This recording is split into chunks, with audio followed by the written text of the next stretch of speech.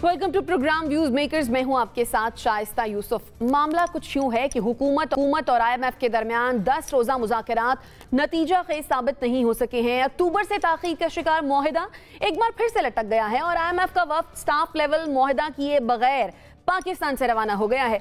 वज़ीर ख़जाना इसाक डार ये कहते हैं कि किसी चीज़ पर इबाम नहीं है। 170 अरब रुपए के टैक्सेस लगाना होंगे जिसके लिए मिनी बजट लाना होगा। उन्होंने वही रिवायती जुमला दोहराया और कहा कि कोशिश है कि कोई ऐसा टैक्स ना लगे जो आम आदमी पर बोझ बने। अब सवाल ये है कि क्या वज़ीर ख़जाना इसाक डार को मुस्ताफ़ी हो जाना चाहिए? डिस्कशन के लिए जो मेहमान हमारे साथ मौजूद हैं, तारुफ मैं आपसे करवा देती हूँ। मैं ज्वाइन किया है नासिर बेग चुगताई साहब ने, ब्रिगेडियर रिटायर्ड हारिस नवाज साहब हमारे साथ मौजूद हैं, नसीम सिद्दीकी साहब ने हमें ज्वाइन किया है और हमें ज्वाइन किया है मुज़म्मिल सोहरवर्दी साहब ने भी। आप तमाम मेहमानों के वक्त का बेहद शुक्रिया। NBC आपके जानिब आऊँगी। सभी कहते हैं, ख़ास तौर पर मुस्लिम लीग नून और मरियम नवाज साहिबा के इसाक डार का बहुत तजुर्बा है। फिर वो खुद भी कहते हैं कि I know how to deal. तो बात नहीं बनी IMF से, क्यों? नहीं, तो हम बात पहले भी कर चुके हैं कि डार साहब पत्नी किन ख्वाबों में थे और किन ख्यालात में आए थे। वो बहुत पुराना फ़लसफ़ा लेकर आए थे इकनॉमी का और इकनॉमिस्ट का, और उनको शायद इसका अंदाज़ा नहीं था कि ग्राउंड रियलिटीज़ हैं क्या, पाकिस्तान में क्या पकड़ा है, उनको ये पता नहीं था। अच्छा, दूसरे ये कि उनको शायद ये अंदाज़ा नहीं था कि IMF में भी पॉलिसी चेंज हो चुकी है।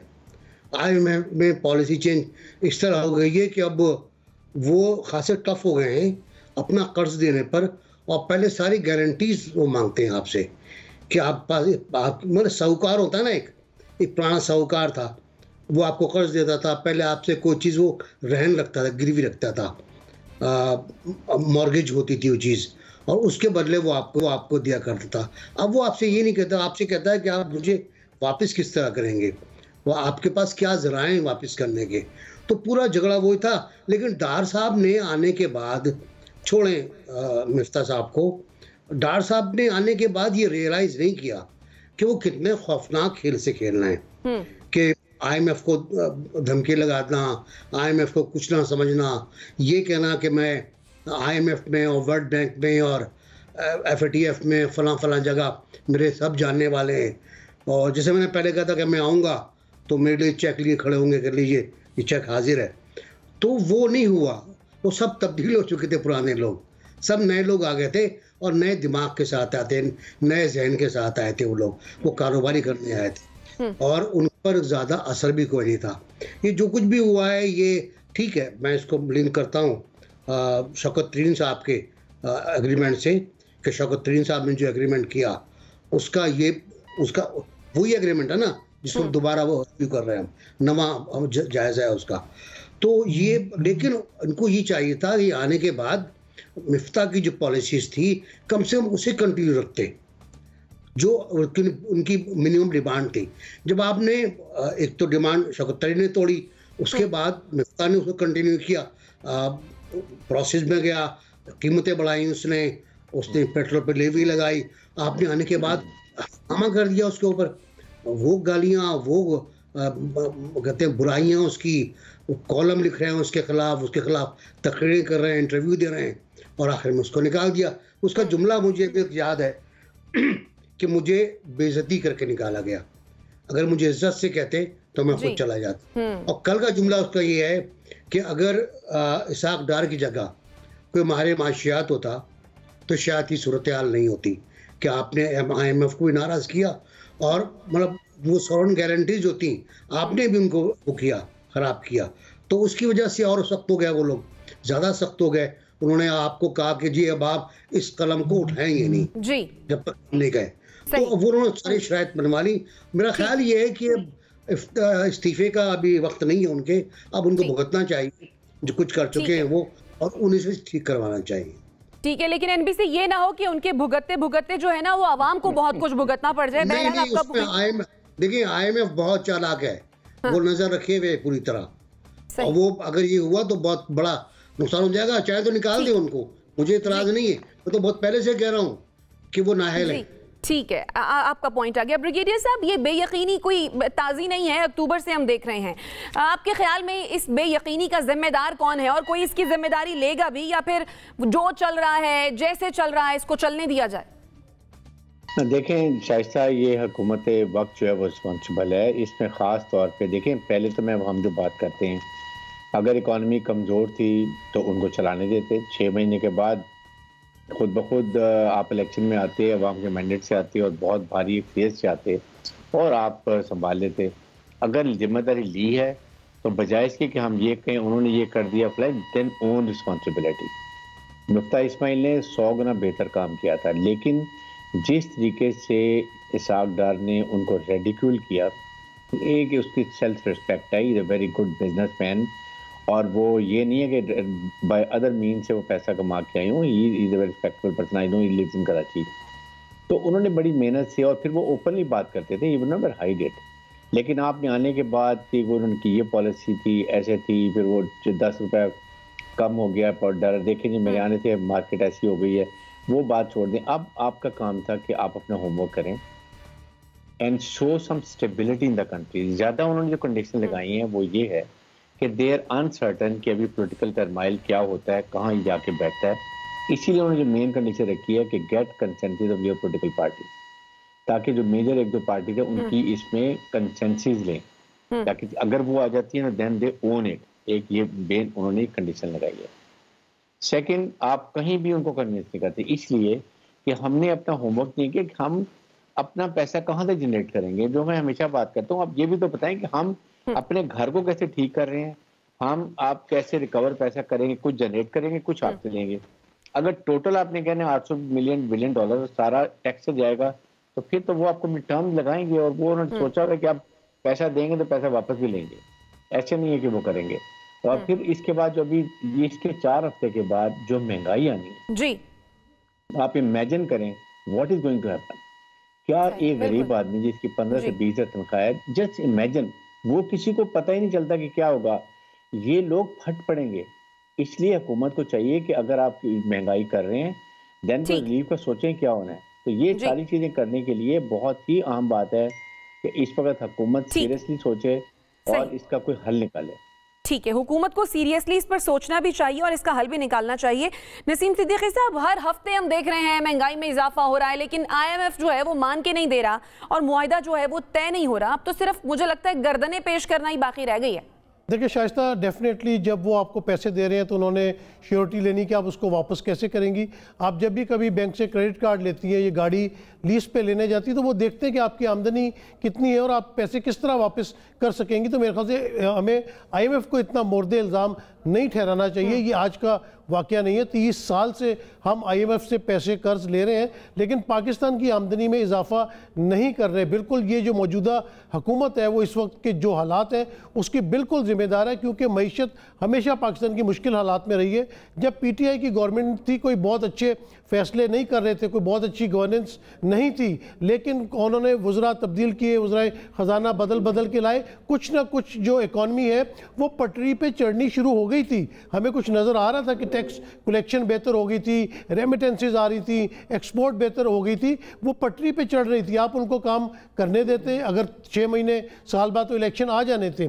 तो बात यह कि जब वो पिछले साल जो एडवेंचरिज्म किया गया, उसके बाद फिर अपनी ही पार्टी के अंदर विचार किया गया कि पहले मिफ्ता इस्माइल जिस तरह चीज़ों को लेके चल रहे थे, अगर उसी वक्त मामलात आपके IMF के साथ तय हो जाते और मिफ्ता इस्माइल की टांगें ना खींची गई होती लंदन बैठ के, तो अभी ये सूरत हाल नहीं होती।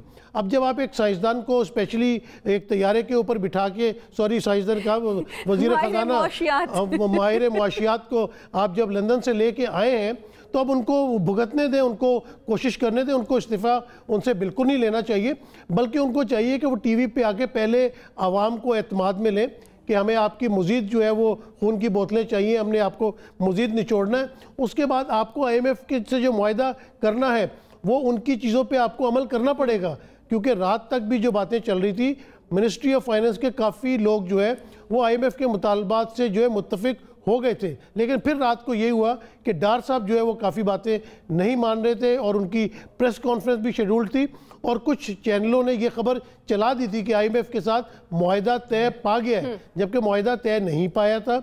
मिसकंसेप्शन थी। आपने देखा कि आज IMF की टीम वापस चली गई। हमें चाहिए कि सिर्फ इसाक डार साहब नहीं, पाकिस्तान में जितने भी माहिर मुआशियात हैं उनको इकट्ठा बिठाया जाए। पाकिस्तान में इस वक्त एक मैग्ना काटा की ज़रूरत है, इकॉनमी का मैग्ना काटा होना चाहिए और उसके नताइज बहुत अच्छे निकलेंगे। आपको आज तो IMF से कर्ज ले लेना है, लेकिन कल आपने किस तरह इससे जान छुड़ानी है और आवाम को किस तरह सहूलतें देनी है, तो आपको इसमें सेंसिबल डिसीजंस करने पड़ेंगे। किसी के आने जाने से कोई फ़र्क नहीं पड़ता। इसहाक डार साहब अब आए हैं तो बैठे, आवाम का गुस्से का जो रद्दे अमल है उसको देखें, लेकिन अच्छी पॉलिसीज लेके आए, अपने कुलीग्स को अपने साथ लेके चले ताकि पाकिस्तान आगे बढ़ सके। बिल्कुल। ऐसे on a lighter note Naseem Siddiqui साहब, मईशत भी एक साइंस ही है, लेकिन जो साइंसदान तजुर्बे कर रहे हैं वो फिलहाल कामयाब नहीं हो पा रहे हैं। मुजम्मिल सोहरावर्दी साहब, सम्राट हम देख रहे हैं पॉलिसीज के ना आवाम तक पहुंच रहे हैं और ना ही निज़ाम तक, तो क्या हम ये समझें और क्या आप समझते हैं कि डार पॉलिसीज नाकाम हो गई हैं? काफ़ी हद तक जो उनकी रुपए को कंट्रोल करने की पॉलिसी थी वो बहुत ही काउंटर प्रोडक्टिव साबित हुई है। देखें, ऐसा कोई भी कदम जो आपको बाद में एक कदम आगे जाकर 6 कदम पीछे वापस लेना पड़े, उस एक कदम बढ़े हुए कदम का कोई फ़ायदा नहीं होता। अगर आपने कोई, वैसे तो इस हफ्ते डॉलर 7 रुपये नीचे आया है, पिछले हफ्ते जो ऊपर गया था इस हफ्ते 7 रुपये नीचे आया, लेकिन उसका आपने बहुत देर कर दी उसको आज़ाद करते हुए। आपने जो 4 महीने उसको रोक के रखा, दबा के रखा, उसका पाकिस्तान को नुकसान हुआ। और ये कहने में कोई हर्ज नहीं कि डार साहब जो थे वो शायद कैलकुलेट नहीं कर सके। देखें, लोग कहते हैं हम 30 साल से IMF से डील कर रहे हैं, लेकिन जब लास्ट टाइम भी डार साहब जब डील करते थे IMF से, तो उनके ये स्टाफ लेवल तक उनके डिसएग्रीमेंट्स हो जाते थे। लेकिन उस वक्त पाकिस्तान की स्ट्रेटेजिक पोजीशन ऐसी होती थी कि हमें एक बोर्ड में जाकर वेवर मिल जाते थे। 16 दफ़ा हमें वेवर्स मिले हैं। वेवर का मतलब ये है कि नीचे जब सारा डिसएग्रीमेंट हो गया तो बोर्ड ने कहा नहीं चले, डिसएग्रीमेंट के बावजूद पैसे देते हैं। देखिए, 8,68,000 वोट हैं IMF के बोर्ड में सिर्फ अमेरिका के। एक हाथ खड़ा होता है तो 8.5 लाख वोट खड़े हो जाते हैं। तो जब बोर्ड की मीटिंग होती है और वो नीचे कहते हैं सारा डिसएग्रीमेंट है, तो एक वोट खड़ा होता है तो पैसे मिल जाते हैं, और हमें पैसे ऐसे ही मिलते रहे IMF से। लेकिन अब सूरत हाल ये है कि वो एक वोट खड़ा नहीं होता और वेवर नहीं मिलता है। वेवर ना इमरान खान साहब के दौर में मिला, ना अब मिल रहा है, क्योंकि हमारी स्ट्रेटेजिक पोजीशन अब ऐसी नहीं है कि अमेरिका हमें कोई वेवर दे। इसलिए हमें उनके टारगेट्स अचीव करने हैं और नाक की लकीरें निकालनी पड़ रही हैं। प्रॉब्लम क्या है? प्रॉब्लम आप एक और समझें। मैं समझता हूँ मेरी दस्तबदस्ता दरख्वास्त है पाकिस्तान की अदलिया से कि उनके पास टैक्सेस से मामला के हवाले से जितने मुकदमात हैं वो उनका 15 दिन में फ़ैसला कर दें। मसलन मिफ्ता साहब ने सुपर टैक्स लगाया ऐसी तमाम कंपनियों पर जिनके मुनाफे अरबों में थे। अमीर कंपनियां जो बिलियंस में अपना प्रॉफिट डिक्लेयर कर रही थी, मुल्क की बड़ी कंपनियां, अरबों रुपए मुनाफा था, उन पर वन टाइम सुपर टैक्स लगाया गया कि मुल्क के हालात मुश्किल हैं, इनसे सुपर टैक्स ले लिया जाए। एक दफ़ा कोर्ट ने उस पर स्टे दे दिया और वो नहीं ले सका पाकिस्तान की हुकूमत लगाने के बावजूद। हालांकि हमने IMF को कहा कि हम सुपर टैक्स से 200 अरब ले लेंगे, नहीं ले सके क्योंकि कोर्ट से स्टे हो गया। दुनिया के किसी मुल्क में ऐसे नहीं होता कि जब हुकूमत टैक्स लगाए तो कोई अदालत उसको जाके ख़त्म कर दे। इसीलिए मैं ये समझता हूँ कि हमारे यहाँ अरबों रुपए के टैक्स के मामलात पाकिस्तान की अदालतों में ज़ेरे इल्तवा हैं, जिनको फौरी तौर पर रिजॉल्व करना चाहिए। और अगर वो टैक्स बनता है तो वो हुकूमत को मिल जाना चाहिए, नहीं बनता तो ख़त्म हो जाने चाहिए मुकदमे, लेकिन पेंडिंग में नहीं रहने चाहिए। पाकिस्तान अब एक नई इस्लाहात की तरफ जाना चाहिए, जिसमें अदलिया में भी इस्लाहात होनी चाहिए। क्योंकि हम जब टैक्स किसी को कर देते हैं कि आपने ये टैक्स देना है और वो 6 साल उस पर, मतलब सेस के बहुत से मामलात हैं, कंपनियों ने 6-6 साल से स्टे लिया हुआ है और 600 अरब रुपए के सेस उनके पास जमा है।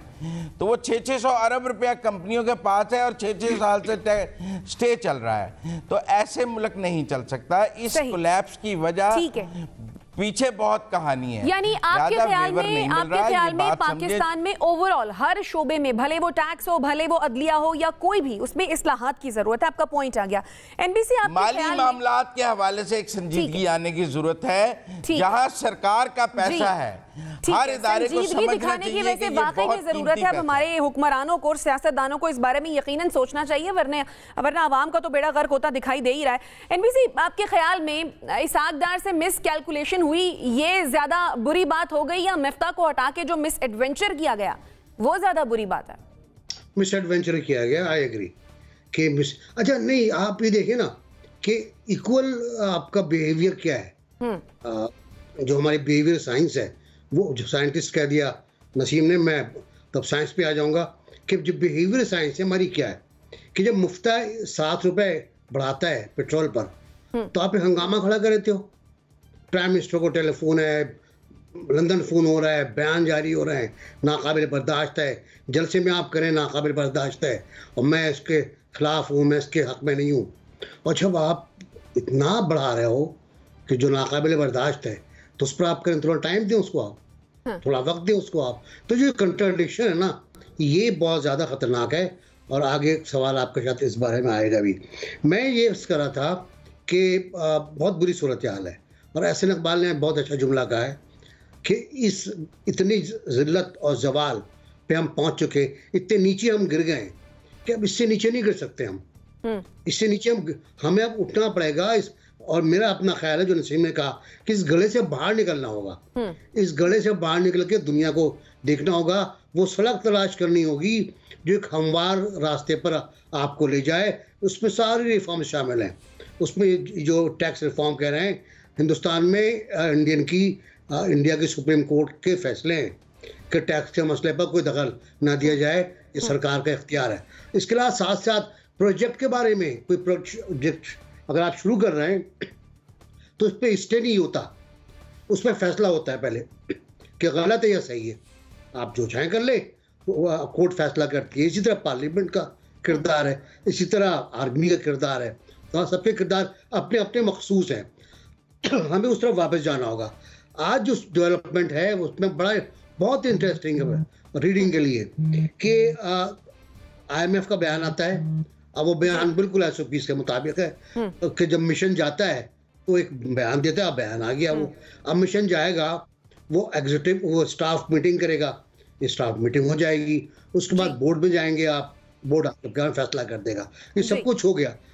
तो जो मार्केट पर असर हुआ उसका, वो बहुत कंट्राडिक्टरी है। डॉलर की कीमत कम हो गई, स्टॉक जो है वो नीचे गिर गया। डॉलर की कीमत 68 या 69 रुपीज 269 हो गई, और स्टॉक 42,000 से 41,000 पे आ गया। ये फर्क देखें आप, तवज्जो का और माइंड सेट का, कि लोग किस तरह सोचते हैं। हमारे यहाँ कितने इमेच्योर हमारे यहाँ इकोनॉमिस्ट हैं। तो मेरा ख्याल ये है कि आज वर्ल्ड बैंक भी आया हुआ है, वर्ल्ड बैंक से बात हो रही है, वर्ल्ड बैंक ने इत्मीनान का इज़हार किया है। उसके बरक्स मूडीज ने निगेटिव अप्रोच इख्तियार की है कि जी हमें समझ में नहीं आया क्या हो रहा है। तो इसहाक डार साहब को बहुत सोचना होगा और बहुत एहतियात से सोचना होगा। और मेरा ख्याल है इसहाक डार को बहुत ज्यादा सोचने की जरूरत है। बिल्कुल आप ठीक कह रहे हैं। एनबीसी आपका पॉइंट आ गया। ब्रिगेडियर साहब, हम पिछली हुकूमत पर नहीं जाते, माजी करीब की बात कर लेते हैं। आपको लगता है कि अगर मिफ्ता इस्माइल आज वजीर खजाना होते, इसहाक डार ना होते, तो शायद सूरत हालात थोड़ी मुख्तलिफ होती, कुछ बेहतर होती, पॉजिटिव होती? शायद अब इतना ज़्यादा फ़र्क नहीं होता, क्योंकि पाकिस्तान की इकनॉमिक हालत इतनी कमज़ोर हुई है कि शायद वो भी इसको ना कर सकते। बड़ी सिंपल सी बात है कि आप अपने हम रिफॉर्म्स की बात करें ना, हम सिर्फ FBR की रिफॉर्म्स कर लेना तो पाकिस्तान को किसी की मदद की ज़रूरत नहीं है। सेल्स टैक्स में हम कहते हैं टोटल FBR से 600-700 अरब रुपये इकट्ठा होगा। It has the capacity to raise up to 1500 से 2000 अरब रुपया सेल्स टैक्स से सिर्फ जमा हो सकता है। हमें कितना पता है होटलों में क्या होता है, कैसे रसीदें मिलती हैं आपको। ये जो टोल प्लाजा से गाड़ियां गुजरती हैं, सिर्फ आप मोटरवे से देख लें। अगर आप कैलकुलेट करें, यू कांट इमेजिन मंथली कितने बिलियन सामान करते हैं, लेकिन कहाँ जाता है, किसको जाता है, दैट इज ये आपने ठीक करना है। कस्टम में इसी इनकम टैक्स में कितने बड़ी बड़ी 50 से गाड़ियां लोगों ने रखी हुई हैं, टैक्स कितना देते हैं, 2-3 लाख रुपया नहीं है। इसको ब्रॉड करें, इसको कंट्रोल करें, इसके लिए रिफॉर्म चाहिए और काम ज़्यादा कंप्यूटराइज करें। मैनुअल जब भी होगा एयरपोर्ट पे, जहाँ भी होगा कंटेनर आते हैं, कोई सब मैनुअल है, तो वो उससे प्रॉब्लम होती है। तो it is doable, but the only thing is we need to have a political will और मेंटल डिटर्मिनेशन कि हमने इसको करना है, बिल्कुल कर सकते हैं और इसे डूएबल है। सही। नसीम सिद्दीकी साहब, सूरत हाल के कुछ मुस्बत नताइज नहीं नजर आ रहे, इसका अंदाजा हम यहाँ से लगा सकते हैं कि 18,000 की कैपेसिटी है रोजाना पासपोर्ट बनाने की, लेकिन दरखास्तों की अगर हम बात करें तो 45,000 रोजाना की बुनियाद पर दरखास्तें मौसूल हो रही हैं पासपोर्ट ऑफिस को। मुझे आपका सवाल मतलब ये मईशत देखिए ना, मईशत के हालात इतने ज्यादा खराब हो गए हैं, इतनी बेयकीनी है, सूरत हाल इतनी खराब है कि लोग परेशान हैं। जी जी बिल्कुल। ये अच्छा, ये हर डिपार्टमेंट में ये बात है। आपने तो सिर्फ अभी पासपोर्ट की कैपेसिटी की बात की है, आप इंपोर्ट्स में देख लेना कि जिस तरह एलसीज खुल रही हैं और आपकी जो इंपोर्ट्स होनी है और इंपोर्ट्स होनी है रॉ मटेरियल की, उसके बाद आपने एक्सपोर्ट करना है। जब आप एक्सपोर्ट करते हैं तो ज़र मुबादला तभी आपके मुल्क में आता है। तो जब आपके मुल्क में इंपोर्ट्स नहीं हो रही, आपकी एक्सपोर्ट्स रुकी हुई हैं, फैक्ट्रीज बंद होती चली जा रही हैं, दवाइयाँ नहीं बन रही हैं, मेरा मतलब है कि सिर्फ एक डिपार्टमेंट में नहीं, हर डिपार्टमेंट में बहुत ज़्यादा मसाइल आ रहे हैं। और ये रफ्ता रफ्ता सारी चीज़ें हुई, ये एकदम से नहीं हुई। इसके ज़िम्मेदार तमाम पिछले जितने हुक्मरान हैं, क्योंकि अगर वो रिफॉर्म्स लाते रहते, आहिस्ता आहिस्ता ये चीज़ें ठीक करते रहते, तो आज हालात मुख्तलिफ होते। और इस वक्त भी जब इस तरह आपने बात की कि वाकई अगर मिफ्ता इस्माइल इस वक्त मौजूद होते तो जो आज हालात है शायद ये हालात ना होते, बुरे हालात तो ज़रूर होते, क्योंकि हमारी मईशत जो है वो बहुत ही कमज़ोर हमेशा से चलती चली आई है। और अभी भी फिर मैं उसने अपनी पुरानी वाली बात पे जोर दूंगा कि इसहाक डार साहब को वन मैन शो नहीं करना चाहिए। कल भी जो IMF के साथ मुज़ाकरात हो रहे थे उसमें इसहाक डार साहब भी प्रीडोमिनेंट थे, बाकी मिनिस्ट्री के जो लोग मशवरे दे रहे थे या बात कर रहे थे वो उस पर अमल नहीं कर रहे थे। अभी भी वक्त है कि इन तमाम को मिल के बैठना पड़ेगा। तमाम जितने मईशतदान है ये मिल के बैठेंगे और मिल के पाकिस्तान को इस मामले से बाहर निकालेंगे, क्योंकि इस वक्त जो आवाम का हाल है वो बहुत बुरा हाल है।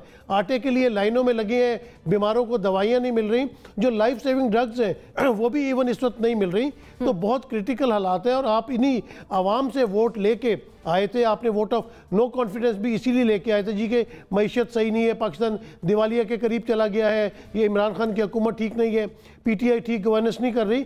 आपने आके क्या कर लिया? आपने तो आके 10 महीने में जो बिगाड़ पैदा किया, पिछले 10 साल में शायद वो बिगाड़ पैदा नहीं हुआ। तो मेरे ख्याल से वक्त इसी चीज़ की ज़रूरत है कि तमाम लोग मिल के बैठे और इन तमाम मसाइल का हल निकालने की कोशिश करें। बिल्कुल। मुजम्मिल सरवरदी साहब, अब बातें हो रही हैं मिनी बजट आने की 170 अरब रुपए का, वो यानी कि इसहाक डार साहब कहते हैं कि आम आदमी पर बोझ नहीं पड़ेगा। तो सर ये 170 अरब का जो टैक्स है, इसकी मुतासरीन में कौन शामिल होगा फिर?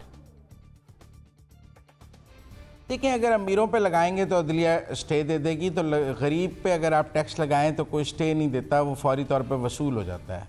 तो मेरे ख्याल में सबसे आसान तरीका तो इस मुल्क में गरीब पर टैक्स लगाने का है, क्योंकि अमीर आदमी तो स्टे ले लेता है और उसके पास FBR के एक नोटिस के बाद वो अदालतों के दरवाजे खटखटा देता है, उसके वसाइल भी बहुत ज़्यादा हैं, लिहाजा ऑप्शन तो फिर गरीब ही बच जाता है। और मैं ये सुपर टैक्स वाला मामला तो ऐसा है कि उसके बाद तो मुझे शदीद हुआ कि वाकई गरीब तो नहीं, अगर मेरे पर टैक्स लगे तो मैं तो नहीं स्टे ले सकता, लेकिन बड़ी कंपनियां जाकर ले सकती हैं। लेकिन मैं एक और बात भी करना चाहता हूं यहाँ पे। देखिए, बात यह है कि पाकिस्तान ने सोवरन माहदे किए हैं, इंटरनेशनल गारंटीज़ दी हैं, और पाकिस्तान एक ज़िम्मेदार मुल्क के तौर पे दुनिया में उसको रहना है, क्योंकि वो एक एटमी ताकत है। वो श्रीलंका नहीं है, वो एक दुनिया की 7 बड़ी एटमी ताकतों में से है, लिहाजा उसे एक ज़िम्मेदार मुल्क के तौर पे दुनिया के सामने रहना है।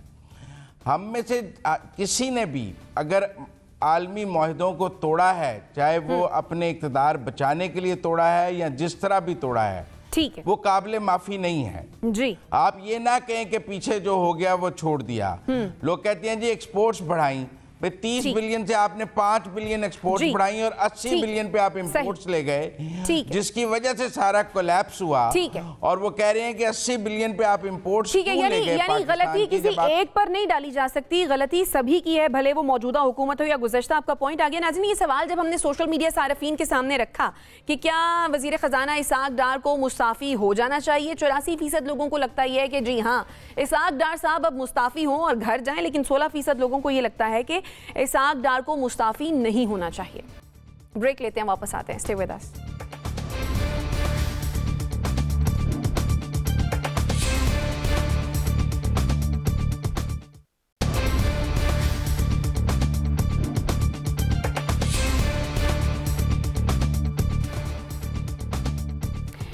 Welcome back after the break. Muslim League Noon के रहनुमा और नवाज शरीफ के दामाद कैप्टन रिटायर्ड सफदर ने एक इंटरव्यू दिया है जिसमें उन्होंने 2 सूबों में जल्द इंतखाबात की मुखालफत की है और कहा है कि इंतखाबात 2025 में होंगे। उन्होंने ये भी कहा है कि वो मुस्तकबिल करीब में मरियम नवाज को वजीर आजम बनता नहीं देख रहे हैं। मुजम्मिल साहब, ये क्या मामला है? घर को आग लग गई घर के चिराग से? ये वैसे इस बयान के बाद कैप्टन साहब घर गए होंगे या फिर वजारत दाखिला ने दाखिला बंद कर दिया उनका? मेरा ख्याल है कि ये उनकी ज़ाती राय है, उनकी अपनी पर्सनल असेसमेंट होगी कि मरियम को वो वज़ीर आज़म देख रहे हैं या नहीं देख रहे हैं। बहुत से लोगों की राय है कि वो बन सकेंगी या नहीं बन सकेंगी। और जब तक शहबाज शरीफ अभी लीड रोल में हैं तो अभी सबका ख्याल है, उन्होंने भी अपने इंटरव्यू में यही कहा है कि वो भी शहबाज शरीफ को लीड रोल में देखते हैं। लिहाजा जब तक शहबाज शरीफ लीड रोल में हैं तब तक वो नंबर 2 पोजीशन में ही होंगी और चचा के पीछे होंगी। यही बात कैप्टन सफदर ने की है। इस हद तक तो मैं मुत्तफिक हूँ उनसे, लेकिन मैं ये अपनी 2025 के इंतखाबात वाली बात से मैं शायद उनसे मुत्तफिक नहीं हूँ। मेरे ख्याल में इंतखाबात तो इस साल होंगे और जो उनका आइन में वक्त है उसके मुताबिक होंगे, वरना कोई कानूनी या आपको कोई वो एमरजेंसी लगानी पड़ेगी, पार्लियामेंट से उसकी कोई मंजूरी लेनी पड़ेगी, को आइनी और कानूनी रास्ता उसका निकालना पड़ेगा, वरना आपको इलेक्शंस करवाने पड़ेंगे। ये नहीं हो सकता कि आप इलेक्शंस भी ना करवाएं और उसका कोई आइनी और कानूनी हल भी ना निकालें। और आइन में बहुत लिमिटेड ऑप्शंस हैं। आप फिनंशियल एमरजेंसी भी जो है वो इंतखाबात को आगे करने का आपको जवाज़ फराम नहीं करती।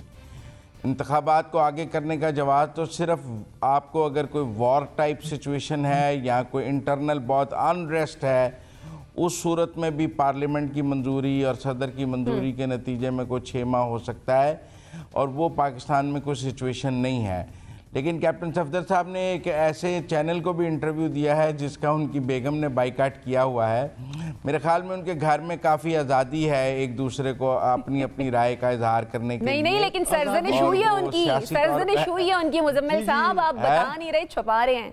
सरजनिश हुई है सफदर साहब की? मुझे नहीं पता, मैं उनके देखें मेरा एक्सेस नहीं है उनके घर के अंदर तक कि मैं आपको कहूँ कि उनकी सरजनिश हुई है या नहीं हुई है।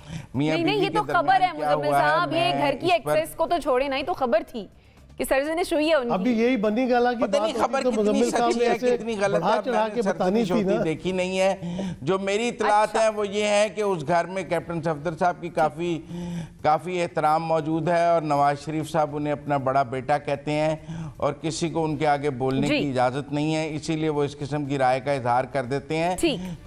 जो मेरी इत्तलात है उनमें तो कैप्टन सफदर की काफ़ी डोमिनेशन है घर के अंदर और वो काफ़ी जो है अपनी राय का इजहार भी करते हैं। ठीक है, वो अपनी राय का इजहार भी करते हैं आज़ादी के साथ, तो वो बस फिर उन्होंने कर दी। ठीक है, आपका पॉइंट आ गया मुजम्मिल साहब। नसीम सिद्दीकी साहब, कैप्टन साहब की बेगम के पास तो ओहदा है पार्टी संभालने का, फिर क्यों इतनी मायूसी की बातें कर रहे हैं वो? देखिए, वो तो अब कैप्टन सफदर को भी हमें मुर्शद ही बोलना चाहिए, क्योंकि वो उन्होंने भी इस किस्म की जो है वो फैसले देने शुरू कर दिए। उनको नज़र आ रहा होगा, उनको इंटरनल हालात का पता होगा ना। जिस तरह मुजम्मिल सोहरवर्दी साहब ने कहा कि उनको आज़ादी भी है। जब आज़ादी हो तो फिर इंसान सच बोलता है, तो उनसे तो कोई बात ढकी छुपी होगी नहीं, क्योंकि वो लाजिमी बात है उनके घर की सरबराह भी हैं।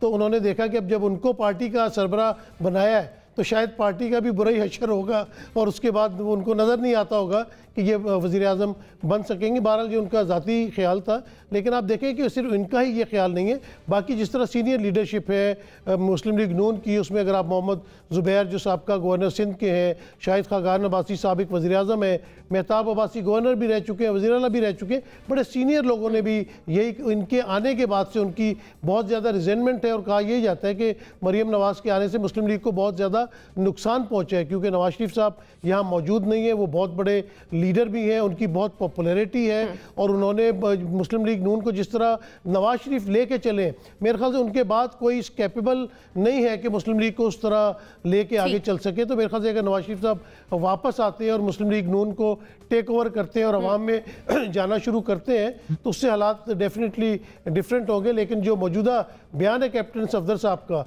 कि 2025 में इलेक्शन होंगे, इससे मुझे भी इख्तलाफ है, क्योंकि ऐसी कोई बात नज़र नहीं आ रही कि 2025 में इलेक्शन होंगे। मुझे इसी साल सूबाई असम्बलियों के भी और जनरल इलेक्शन भी होते हुए नज़र आ रहे हैं। ठीक है, आपका पॉइंट आ गया। एनबीसी, क्या वजह है नून लीग का जो भी रहनुमा उठता है इलेक्शन की मुखालफत शुरू कर देता है, आखिर मुस्लिम लीग नून इंतखाबात से इतनी डरती क्यों है?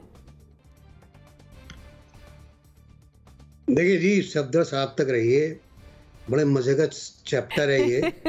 वो जब आप बात कर रही थी तो मुझे एक बड़ा खूबसूरत शेर है, रोमांटिक शेर है, बहुत याद आ गया कि धौल धप्पा उस सरापा नास का शेवा नहीं, धौल धप्पा उस सरापा नास का शेवा नहीं, हम ही कर बैठे गालिब पेश दस्ती एक दिन। पिटाई की तो बातें खुद कर रही है ना गालिब ने। जब गालिब ने पिटाई की बात की तो पिट भी गए, वो पिट भी गए, गलती उनकी थी। तो या होता गधा समझ के मैं चुपता जो मेरी शामत आई, बड़ा और बढ़ के कदम मैंने पासबा के लिए, उसने कहा 2 हाथ मार के बाहर निकाल दिया, घर से बाहर निकाल दिया।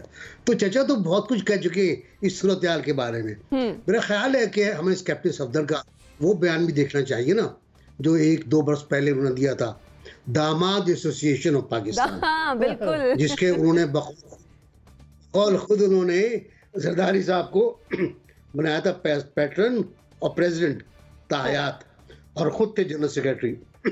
और एक जुमला कहा था कि दामाद की जगह हमेशा पिछली सफ में होती है, हमेशा पिछली सफ में होती है। तो आज का बयान मजेदार बयान है बहुत, इसको एंजॉय करें, इस पर सीरियस होने की जरूरत नहीं है। देखिए उन्होंने जो कुछ कहा वो शायद उनके दिल की आवाज़ है। दूसरी बात ये भी याद रखें आप कि वो मानसरा की रूहानी शख्सियत है। हम तो सीरियस नहीं हुए थे, मुजम्मिल साहब सीरियस हो गए थे इस मामले पे। नहीं होना चाहिए ना। अब देखिए ना, एंजॉय करते हैं बात। दामाद एसोसिएशन कितना खूबसूरत आइडिया था यार। दामाद एसोसिएशन पाकिस्तान, तो वो है घर गए होंगे, सरजनिश हुई होगी, बात हुई होगी, और उन्होंने कहा होगा तो यार भाई ये उसने कर दिया होगा ये। तो हालांकि उन्होंने खुद कहा है सब कुछ, और पूछा कि आप मुझसे ये क्यों पूछ रहे हैं, क्या इसलिए पूछ रहे हैं आप? तो उन्होंने कहा, लेकिन जो उनका बयान है कि प्राइम मिनिस्टर नहीं होंगे, वो इस बारे में हम पहले बात कर चुके हैं शाइस्ता, और हमने भी यही कहा था कि प्राइम मिनिस्टर नहीं होंगी, 2025 पे इंतखाबात नहीं हो सकते, पहले होंगे वरना बड़ा मसला हो जाएगा। साथ ही उन्होंने एक और जुमला कहा है जो बहुत ताकतवर जुमला है, और जो नवाज शरीफ साहब को उसका नोटिस लेना चाहिए, कि वोट को इज्जत दो का नारा कमजोर पड़ गया है। और कमजोर किस लिए पड़ा वो बता दिया उन्होंने, जनरल बाजवा को एक्सटेंशन देने से कमजोर पड़ गया है। और मैं तो पता नहीं किस किस ने वर्गला दिया उनको, नवाज शरीफ साहब को, कि उन्हें वोट देने का फैसला कर दिया। अब ये जो बयान है ये बाद वक्त है, उस खड़े हो जाते, तुम ताकत थी आप में, खड़े हो जाते। आप कहते थे नहीं डैडी ये मुमकिन नहीं है। तो मेरा ख्याल है अच्छा आदमी है, रूहानी शख्सियत है, ख्याल करें आप। ठीक है, आपका पॉइंट आ गया। ब्रिगेडियर साहब, वैसे तो मैं एक संजीदा सवाल करना चाहती थी, लेकिन एनबीसी कह रहे हैं कि आज हम कैप्टन रिटायर्ड सफदर के बयान को एंजॉय करते हैं। तो वैसे कैप्टन साहब दाता दरबार पर गए थे, वहां फंस गए होंगे, तो फिर उन्होंने शायद ये बयान दे दिया, और मज़ारे कायद पर वो नारे भी लगाते रहे हैं। आपके ख्याल में क्या वजह होगी, कैप्टन रिटायर्ड सफदर इस तरह के बयान क्यों देते हैं? आई थिंक इसमें देखें, एक अगर सीरियसली लें तो कहीं ना कहीं दरार है, और इसको हमें समझना चाहिए। ऐसे उन्होंने ये बात नहीं की है, और वो भी एयर में न्यूज़ को जो बात दे रहे हैं, और बड़ी क्लियर 3-4 बातें जो उनके अपने नैरेटिव है PMLN का, उसको नेगेट करें। नंबर 1, वोट को इज्जत दो का नारा दफन हो चुका है जनरल बाजवा के बाद। नंबर 2, उन्होंने कहा ये जो 25 लोग गए थे राजा रियाज एंड कंपनी, ये कभी नहीं जाने चाहिए थे, मैं इससे सख्त खिलाफ हूँ, और ठंडे पानी में गर्म पानी में जैसा भी हो साथ खड़ा होना चाहिए। ये उनकी बात थी जो उन्होंने बड़ी क्लियर बात की है। उसके साथ फिर उसके बाद उन्होंने जो बात की उसकी इमरान खान की, कि पर्सनल अटैक जो है ये बिल्कुल नहीं होने चाहिए। I am totally against it. जो आजकल कोर्ट में तो केस चल रहा है उसके ऊपर, फिर अब PDA के MNA भी काफ़ी बातें अगेंस्ट PMLN शुरू कर दी हैं। वो उनके जहन में वो बात होगी कि माइट भी अल्टीमेटली ये मलबा उनके ऊपर भी गिरने वाला होगा, ये भी बात थी। तो इन चीज़ों को देखें तो कहीं ना कहीं प्रॉब्लम है। फिर शायद खाकान अब्बासी को देख लें, मिफ्ता इस्माइल को देख लें, महताब अब्बासी को देख लें, बहुत लोग हैं जो सिर्फ इस बात पे खुद नाराज हैं कि चीफ और के ऊपर सीनियर मेंबर प्रेसिडेंट की शायद वो एक्सेप्ट कर रहे हैं, लेकिन बिल्कुल साइड पे करके जिनकी इतनी कंट्रीब्यूशन नहीं है, और अगर वो आके पूरी ऑर्गेनाइज कर रहे हैं, बाकी सारे जो बड़े जिनको अंकल भी कहा जाता है वो भी साइड पर हो गए हैं, this shows lot of resentment, और ये अल्टीमेटली इनको बहुत नुकसान पहुंचाएगी। जलसे देख लें वो उस तरह नहीं जो होने चाहिए, अराइवल पे देख लें, सब देखें, तो मेरे ख्याल में PMLN काफी इस वक्त तोड़ फोड़ और डिफिकल्ट टाइम के शिकार है। ठीक है, आपका पॉइंट आ गया। नाज़रीन, छोटी सी एक ब्रेक लेते हैं और फिर वापस आते हैं। स्टे विद अस।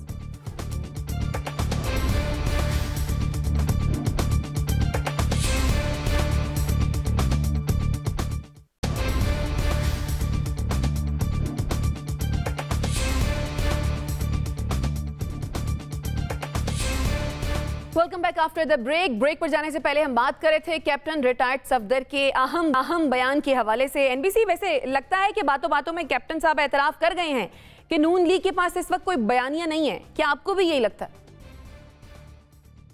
हाँ, मेरा ख्याल है वो जो बयानिया तो वही था ना, वोट को इज्जत दो, तो जब वो करें वो दफन हो गया है तो खत्म हो गया, अब नया बयानिया लाना पड़ेगा। मेरा ख्याल है हर जमात के पास कोई बयानिया नहीं है, सबको अपना अपना बयानिया दोबारा लाना पड़ेगा। जी ब्रिगेडियर साहब, देखिए उनके पास एक ही बयानिया है और वो है कि इमरान को जितना मर्जी बुरा भला कह दे, खुद कारकर्दगी दिखाई नहीं है जो उनको अभी भी कुछ हल निकालना चाहिए, प्लान करना चाहिए। अदरवाइज इनके पास कोई बयाना नहीं है बिल्कुल, और ये इसके बड़ा नुकसान दे। सही। नसीम साहब, आप देखें कि उन्होंने इमरान खान या PTI के खिलाफ क्या बयानियाँ लाने की कोशिश नहीं की। उन्होंने ममनुआ फंडिंग लाए, तोशा खाना लाए, इमरान खान की किरदार कशी की, कोई भी बयानिया उनका इस वक्त कामयाब नहीं हो रहा। और यही वजह है कि वो इलेक्शन में नहीं जाना चाहते, क्योंकि इलेक्शन में आपको कुछ स्लोगन चाहिए होता है। जब आप वोट को इज्जत दो का स्लोगन लेके ज़मीनी इंतखाबात में गए, आपको वहाँ पे कामयाबी मिली। जब उससे आप बैक फुट पे चले गए, उसके बाद नाकामी आपका मुकद्दर बन चुकी। सही। मुजम्मिल साहब, देखिए मैं समझता हूँ कि बयानिए की सियासत जमहूरियत की नफ़ी है। मंशूर की सियासत होनी चाहिए, हर सियासी जमात का एक मंशूर होना चाहिए, वो पढ़ के उसको वोट देनी चाहिए, और एक कारकर्दगी होनी चाहिए, परफॉर्मेंस होनी चाहिए। हम बयानिए में मतलब जो हकीकी आज़ादी से लेके साइफर से लेके झूठे बयानियों ने पाकिस्तान को बहुत नुकसान पहुंचाया है। ठीक है, यहाँ परफॉर्मेंस की बात होनी चाहिए और अगले मंशूर की बात। ठीक है, परफॉर्मेंस की बात होनी चाहिए। आपका पॉइंट आ गया। नाज़रीन, इसी के साथ मुझे और मेरे मेहमानों को दीजिए इजाजत। अल्लाह ने के बाद।